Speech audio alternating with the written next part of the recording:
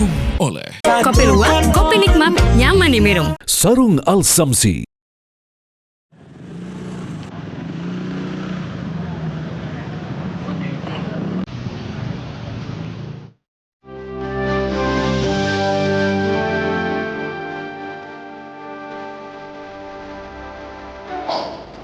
Korpas Tipikor Polri bersama Ditreskrimsus Polda Metro Jaya melakukan penggeledahan di sejumlah lokasi terkait penyidikan dugaan tindak pidana korupsi.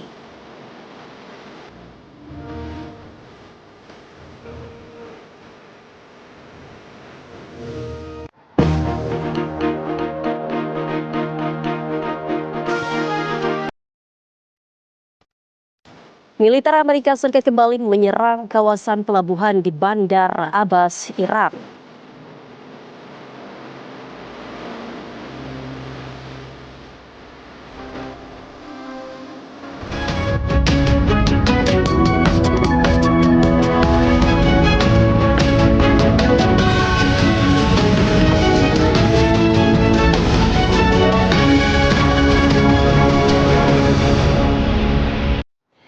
Halo, selamat malam pemirsa. Selain dua kabar utama tadi, kami juga akan menghadirkan serangkaian kabar penting lainnya. Dan untuk mengetahui informasinya, inilah kabar utama selengkapnya bersama saya, Prita Zeka.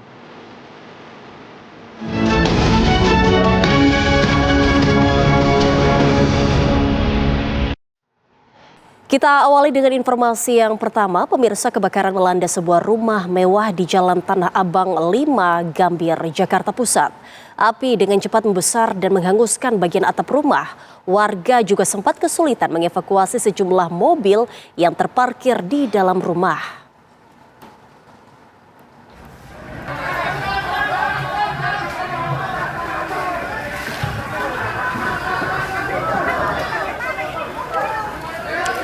Saat kebakaran terjadi, warga berupaya membantu proses evakuasi.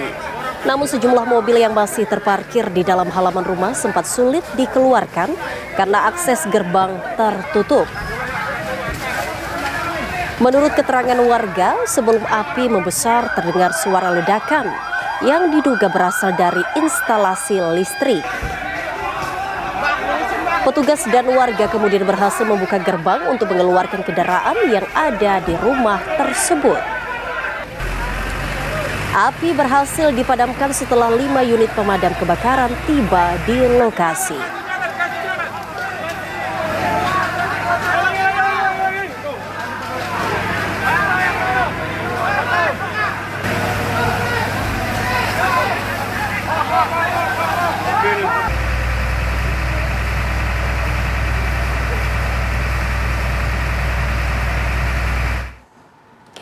Sebuah bangunan gudang bank sampah di Desa Kecamatan Mojowarno, Jombang, Jawa Timur terbakar hebat pada Rabu dini hari.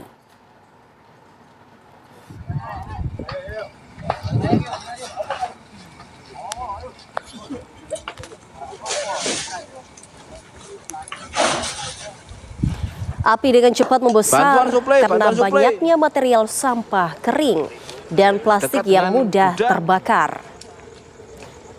Kebakaran diduga berasal dari pembakaran sampah yang dilakukan di tempat pengolahan sampah reuse, recycle atau TPS 3R yang berada di samping gudang hingga kemudian merambat ke bangunan. Petugas mengerahkan 3 unit mobil pemadam kebakaran untuk menjinakkan api. Setelah sekitar 1 jam proses pemadaman, api akhirnya berhasil dikendalikan. Tidak ada korban jiwa dalam peristiwa ini.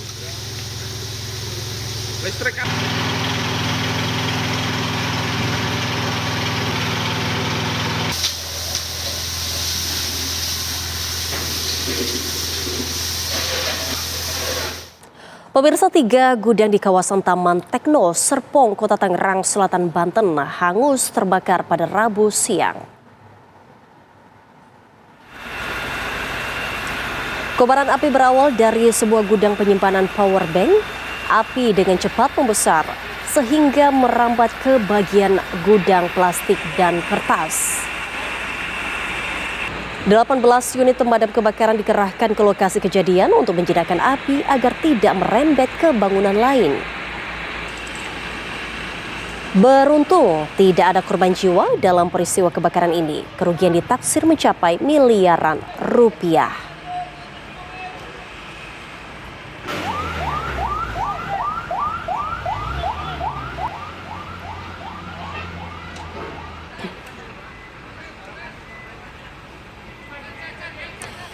Beralih ke kabar lainnya pemirsa, kecemasan masih menyelimuti keluarga dua remaja yang dilaporkan hilang saat mendaki Gunung Bismo Wonosobo. Memasuki hari ke-6 pencarian, ratusan personel SAR gabungan terus menyisir jalur pendakian dan kawasan hutan. Suasana haru menyelimuti posko pencarian dua remaja yang hilang di Gunung Bismo, Alvin Nur Rohmat dan Yufaidin. Keduanya merupakan tetangga dekat yang sehari-hari selalu bersama. Di mata keluarga dan tetangga, mereka dikenal sebagai remaja pendiam, penurut, dan kreatif. Kedua remaja itu berpamit menuju Gunung Bismo pada 30 Juni lalu. Hanya membawa perbekalan seadanya, serta mengenakan kaos dan celana pendek. Keluarga berharap ratusan personel gabungan yang menyisir Gunung Bismo dapat segera menemukan Apin dan Idin dalam keadaan selamat.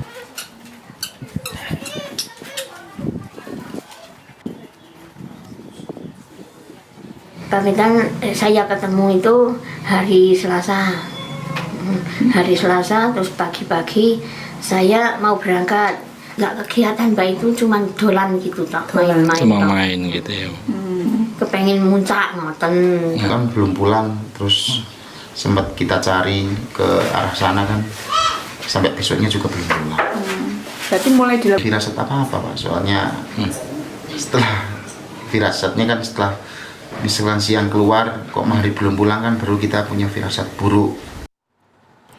Kita ke kabar lainnya pemirsa, gugurnya 3 anggota polisi saat penggerebekan narkoba di Katingan, Kalimantan Tengah mulai terungkap. Ketiga korban diduga disiksa secara berkelompok hingga tewas sebelum akhirnya dibuang ke sungai. Kepolisian sendiri telah menangkap 3 orang tersangka.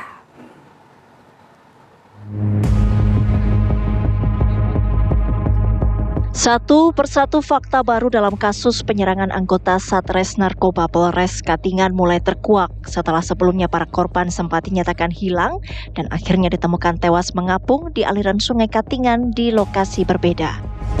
Berdasarkan hasil pendalaman pihak kepolisian terhadap saksi dan terduga pelaku, kematian 3 personil polisi diduga kuat akibat penyiksaan dan kekerasan berat yang dilakukan secara berkelompok oleh geng bandar narkotika.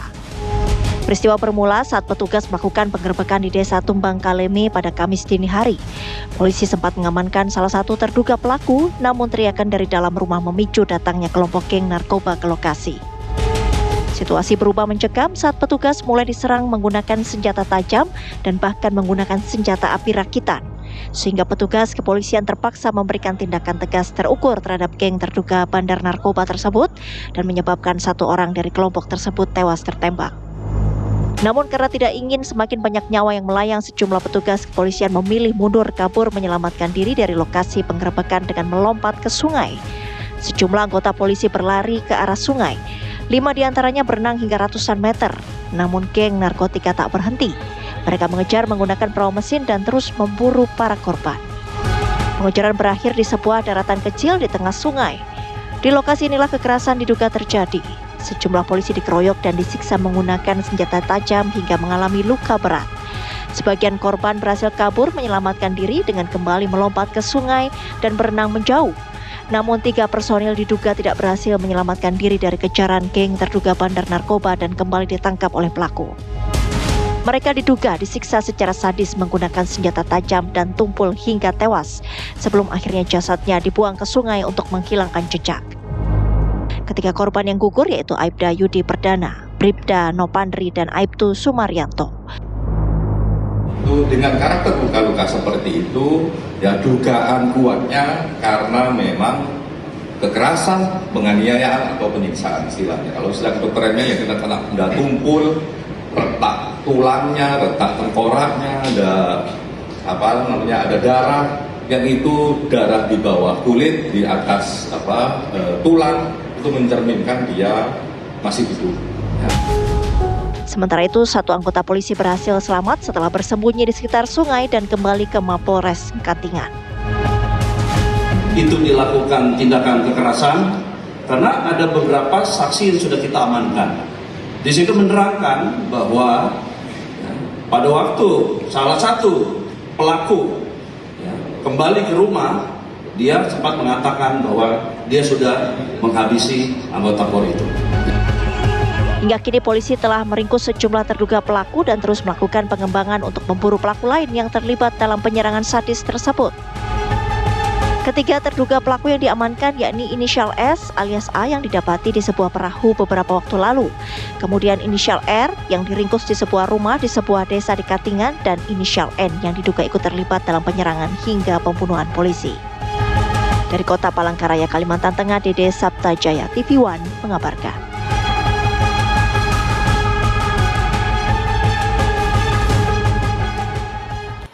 Petugas imigrasi Medan bersama Polda Sumatera Utara membongkar jaringan penipuan daring lintas negara dengan modus asmara atau love scamming. Kabar selengkapnya kami hadirkan untuk Anda usai jeda berikut ini. Tetaplah bersama kami.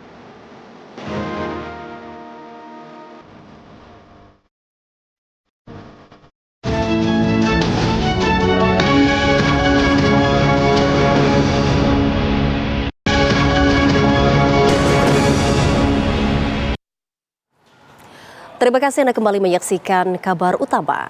Pemirsa, warga sekitar TPA Jatiwaringin, Kabupaten Tangerang, Banten berharap pemerintah merelokasi tempat tinggal mereka setelah kebakaran TPA Jatiwaringin berlangsung selama sepekan terakhir yang mengganggu aktivitas dan kesehatan warga.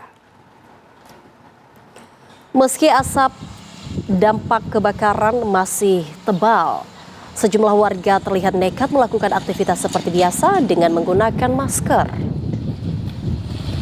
Sebanyak 114 warga terdampak pun terpaksa harus bertahan di pengungsian lantaran kualitas udara di permukiman mereka masuk dalam kategori bahaya. Warga terdampak menginginkan adanya relokasi tempat tinggal mereka karena keberadaan TPA telah lama menimbulkan keresahan, terutama asap kebakaran yang kerap terjadi saat musim kemarau. Proses pemadaman TPA Jatiwaringin masih terus dilakukan petugas gabungan dengan menerjunkan 4 helikopter waterbombing.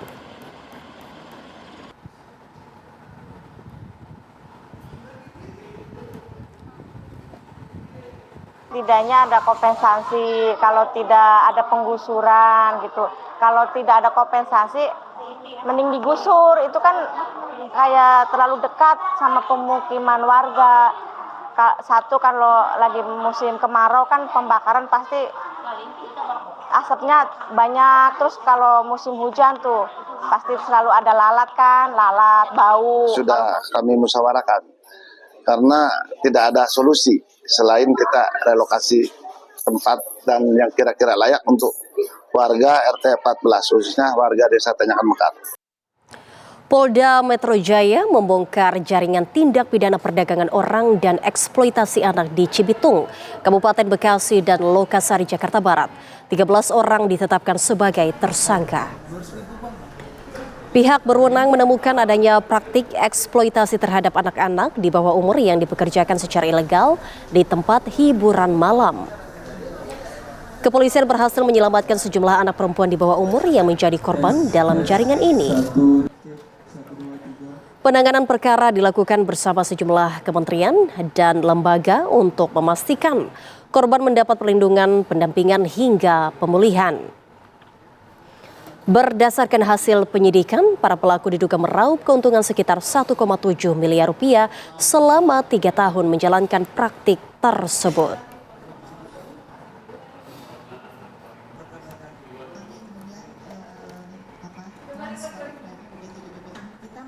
Modus operandi daripada kasus ini, Bapak Ibu sekalian, para pelaku ini melakukan eksploitasi kepada anak, dijadikan sebagai pekerja seks komersial, dengan menjadikan mereka sebagai pendamping tamu laki-laki di beberapa kafe, karena di dalam lokalisasi itu ada beberapa kafe.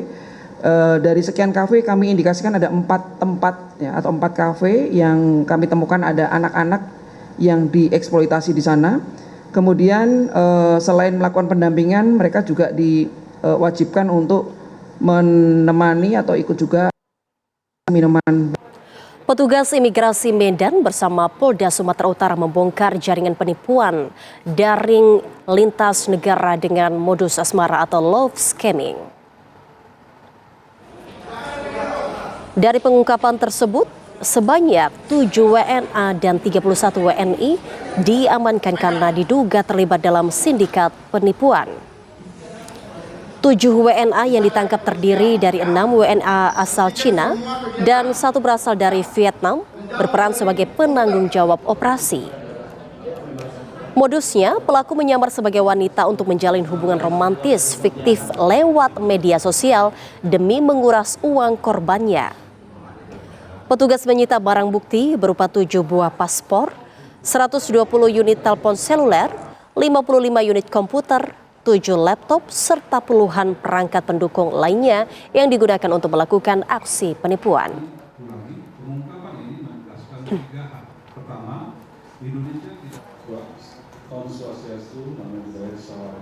Intelijen dan pengawasan imigrasian berjalan efektif dan nantinya akan dikenai tindakan administratif imigrasi di berbagai pelaku. Seorang remaja meninggal dunia setelah terkena air keras saat terlibat tawuran di Jalan Lingkar Selatan Salatiga, Jawa Tengah.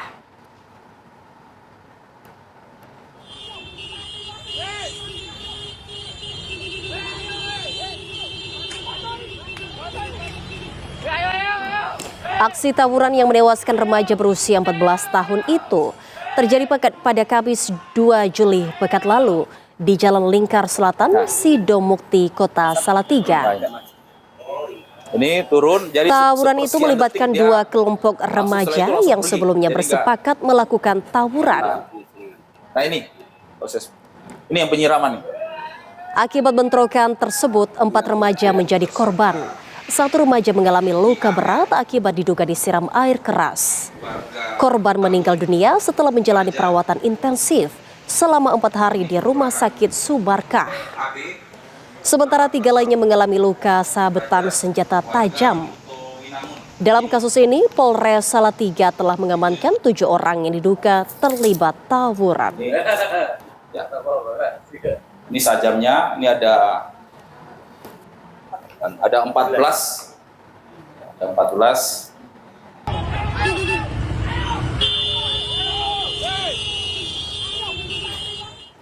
Kortas Tipikor Polri bersama Ditreskrimsus Polda Metro Jaya melakukan penggeledahan di sejumlah lokasi di kawasan Cipete, Jakarta Selatan. Penggeledahan ini terkait penyidikan dugaan tindak pidana pencucian uang yang berhubungan dengan 3 perkara. Pengadaan batu bara PLN, PT Asabri, dan Krakatau Steel. Kabar selengkapnya usai jeda, tetaplah di Kabar Utama.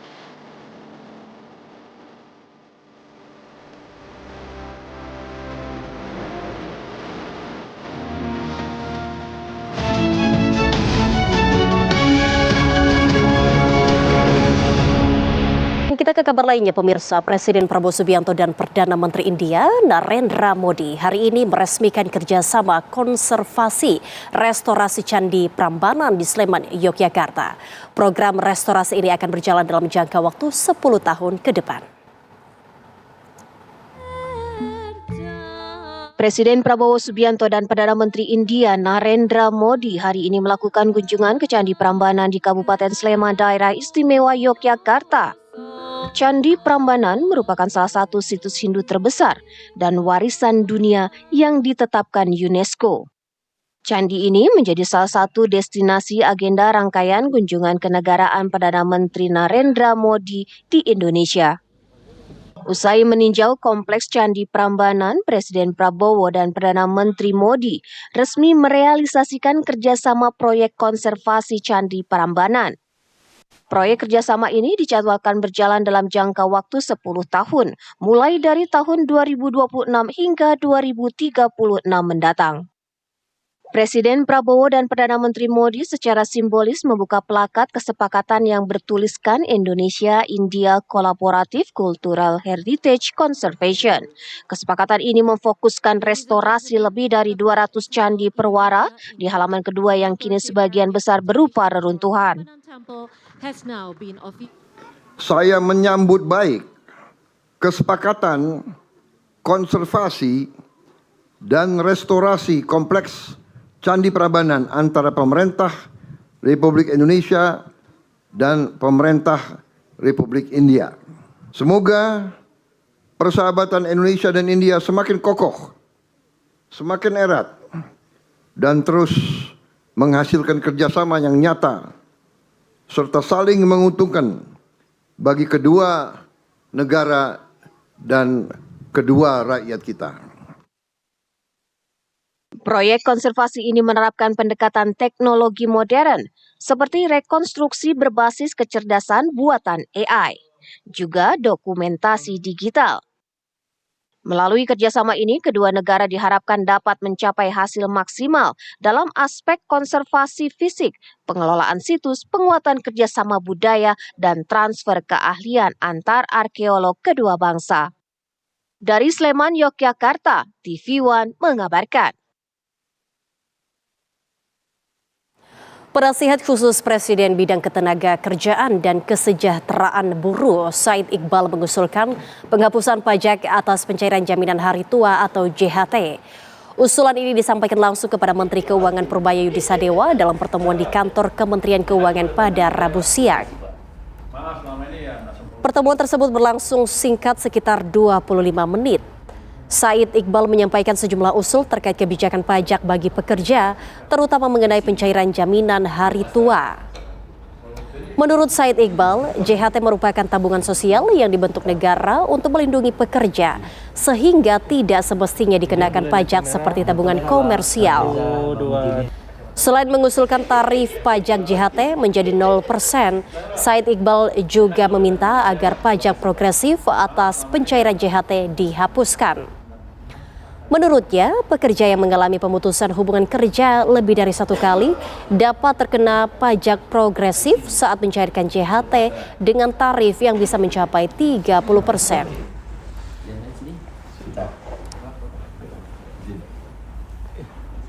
Izin boleh lihat kamera? Ada kamera bang. 1, 2. Masa di tabungan sosial yang merupakan program negara untuk melindungi rakyatnya, melindungi buruh, pekerja dan karyawannya, dikenakan pajak di tabungannya, bukan di imbal hasil.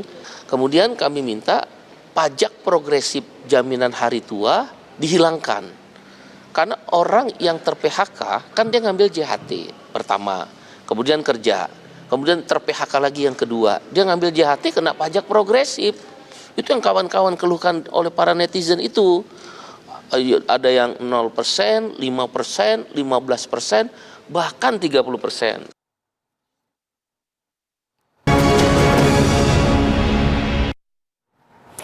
Pemirsa, Kapolri Jenderal Listio Sigit Prabowo meresmikan 80 jembatan merah putih presisi tahap 2 di wilayah hukum Polda Riau.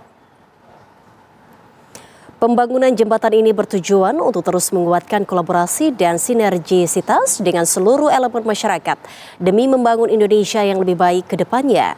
Dengan kolaborasi dan sinergisitas menjadi kunci utama untuk mewujudkan Indonesia emas di tahun 2045 mendatang. Kapolri menjelaskan pembangunan jembatan merah putih presisi ini sejalan dengan instruksi dari Presiden Prabowo Subianto. Arahan Bapak Presiden yakni untuk terus memperhatikan konektivitas khususnya kebutuhan bagi masyarakat-masyarakat di wilayah di desa-desa. Jadi tentunya saya ucapkan terima kasih kepada Pak Kapolda dan jajaran yang telah bekerja keras untuk melaksanakan arahan dan tugas Bapak Presiden sehingga terbangun 110 jembatan di wilayah Riau. Sementara untuk nasional sampai saat ini ada kurang lebih 807 jembatan merah putih presisi yang kita bangun di beberapa wilayah, dan tentunya kita akan terus bekerja sesuai dengan apa yang menjadi arahan Bapak Presiden untuk terus memperhatikan konektivitas khususnya kebutuhan bagi masyarakat di wilayah-wilayah, di desa-desa, anak-anak kita yang membutuhkan dibangunnya jembatan untuk mempermudah mereka agar bisa sekolah, kemudian juga mempermudah fasilitas dan jalur ekonomi, sehingga kita harapkan ini bisa membantu masyarakat untuk meningkatkan kesejahteraan mereka semua, dan harapan kita anak-anak kita bisa tumbuh menjadi anak yang baik, yang besar, yang berhasil. Demikian juga masyarakat di desa, masyarakat yang ada di pelosok-pelosok, dengan adanya jembatan ini juga kemudian merasakan kehidupan yang. Kabar tadi menutup jumpa kita di kabar utama malam ini. Saya Prita Zika dan seluruh kru yang bertugas undur diri. Selamat malam, sampai jumpa.